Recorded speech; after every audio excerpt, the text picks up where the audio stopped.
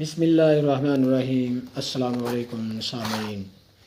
کتاب ٹوٹی ہوئی سڑک، مصنف محمد جمیل اختر۔ افسانہ دھند میں لپٹی شام۔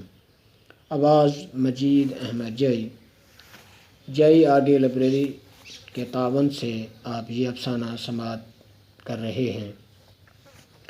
سردیوں میں شام کتنی جلدی ہوتی ہے۔ ابھی سورج تھا اور ابھی غیب ہلکی ہلکی دھند بھی چھا رہی تھی۔ سلیم جلدی جلدی دکان بند کر رہا تھا۔ آج تو بہت دیر ہو گئی تھی اور حالات ایسے تھے کہ دیر نہیں ہونی چاہیے تھی۔ کچھ روز قبل ہی اس کے چچا زاد بھائی ناصر نے پٹھانوں کے ایک لڑکے کو قتل کر دیا تھا، جس سے وہ دونوں خاندانوں کے بیچ دشمنی چل رہی تھی۔ اس واقعے کے بعد سے ناصر مفرور تھا، لیکن خاندان کا ہر شخص پریشان تھا کہ اب وہ لوگ ان سے بدلہ ضرور لیں گے۔ سو سلیم سمیت ہر بندہ ہر وقت اپنے پاس پستول ضرور رکھتا تھا۔ سلیم کو جب اپنے پاس پستول رکھنے کا کہا گیا تو وہ ڈر گیا۔ وہ بھلا اسے چلائے گا کیسے؟ اس نے تو کبھی کسی پر ہاتھ بھی نہیں اٹھایا تھا، تو یہ پستول کیسے چلائے گا؟ لیکن خاندان کا دباؤ تھا، سو وہ پستول اپنے پاس رکھتا تھا۔ کبھی کبھار اسے لگتا کہ پستول خود بخود چلنا شروع ہو جائے گا اور گولی اپنے آپ کو بھی لگ جائے گی۔ وہ ایک خوفزدہ شخص تھا کہ جس نے ساری عمر دکانداری کے سوا کچھ نہ کیا تھا۔ اسی دوران اس کے موبائل پر اس کے بیٹے کا میسج آیا۔ ابا کب تک آؤ گے؟ اماں پوچھ رہی ہیں۔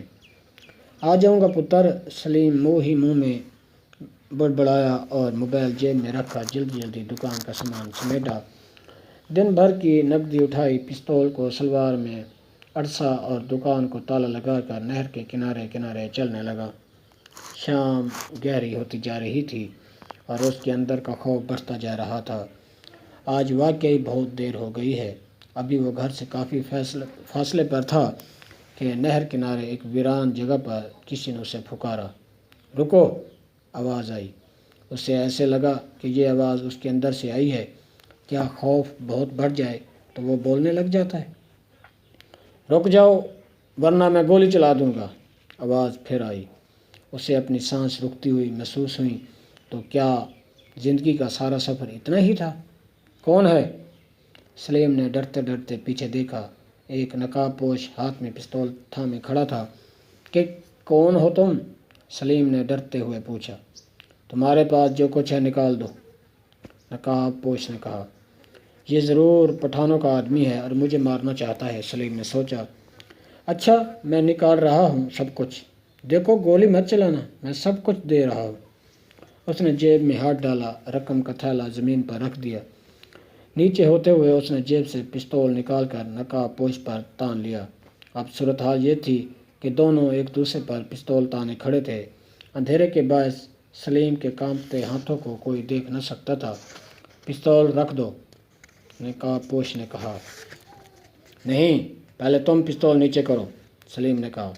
میں تمہیں مارنا نہیں چاہتا، نقاب پوش نے کہا۔ مارنا تو میں بھی نہیں چاہتا، سلیم نے کہا۔ اچھا تم اپنی رقم واپس لے لو اور مجھے اپنی موٹر سائیکل تک جانے دو، میں چلا جاتا ہوں۔ دیکھو گولی مت چلانا، میں جا رہا ہوں۔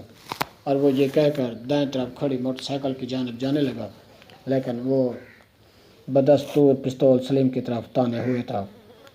سلیم بھی آہستہ آہستہ اس کی طرف بڑھنے لگا کہ کہیں وہ موٹر سائیکل پر بیٹھ کر فائر نہ کر دے، اور ہاتھوں کی کپ کپاہٹ اب بہت بڑھ گئی تھی۔ نقاب پوش موٹر سائیکل پر بیٹھا ہی تھا کہ ایک گولی چلنے کی آواز آئی، اور پھر دھند میں لپٹی شام میں نہر کنارے اس ویرانے میں میسج آیا تھا۔ ابا دیر نہیں کرنی، اور کوئی اندھا دھند نہر کنارے دوڑے جا رہا تھا۔ نہر کنارے پکی سڑک سے گزرتے کسی راہ گیر نے گولی چلنے کی آواز سنی تو اطلاع تھانے میں پہنچا دی۔ پولیس جب وہاں پہنچی تو رات گہری ہو چکی تھی اور دھند نے اپنے ڈیرے جما لیے تھے۔ بینٹریوں کی روشنی میں انہیں ایک موٹر سائیکل کے قریب ایک نوجوان کی لاش ملی۔ صدیق ڈاکی کے بیٹے ساجد کو BA کیے تیسرا سال تھا، لیکن وہ بے روزگار تھا۔ اس نے بہت ہاتھ پیر مارے، لیکن آج کل بغیر سفارش نوکری کون دیتا ہے؟ سعدیہ اس کے بچپن کی منگ جانے کب سے اس کے برسرے روزگار ہونے کی منتظر تھی۔ سو ایک روز تنگ آ کر ساجد اپنے دوست دلاور کا موٹر سائیکل اور اپنے چھوٹے بھائی کا کھلونا پستول لے کر نہر کنارے ویران جگہ پر کھڑا ہو گیا۔ وہاں کھڑے کھڑے اس نے سعدیہ کو میسج کیا تھا، میں جلدی اپنا کاروبار شروع کرنے لگا ہوں، بس کچھ رقم کا انتظام کرنا ہے۔ اس نے اس سے پہلے کبھی چوری یا ڈاکہ نہیں ڈالا تھا۔ ایک خوف تھا جو اسے اندر ہی اندر پریشان کر رہا تھا، لیکن وہ بے روزگار رہ کر بھی تنگ آ چکا تھا۔ اسے امید تھی کہ کھلونا پستول سے اس کا کام چل جائے گا، لیکن ایک خوف اسے اندر ہی اندر کھائے جاتا تھا۔ شام گہری ہوتی جا رہی تھی اور دھند بھی۔ اس نے موٹر سائیکل ایک سائیڈ پر کھڑی کی اور منہ پر چادر لپیٹ لی۔ دور سے ایک شخص تیز تیز چلتا ہوا آ رہا تھا۔ اس نے کھلونا پستول پر ہاتھ مضبوطی سے جما لیے۔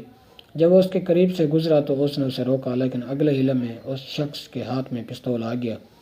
یہ دیکھ کر ساجد کے کانپتے ہاتھ میں مزید تیزی آ گئی۔ دھند میں لپٹی سرد شام میں اس کے ماتھے پر پسینے آ گئے۔ اسے اپنی سانس رکتی ہوئی محسوس ہوئی۔ میں تمہیں مارنا نہیں چاہتا، مجھے موٹر سائیکل تک جانے دو، اس نے ہمت کر کے کہا۔ وہ بھی موٹر سائیکل پر بیٹھا ہی تھا کہ دوسرے شخص نے گولی چلا دی جو اس کے سینے کے آر پار ہو گئی۔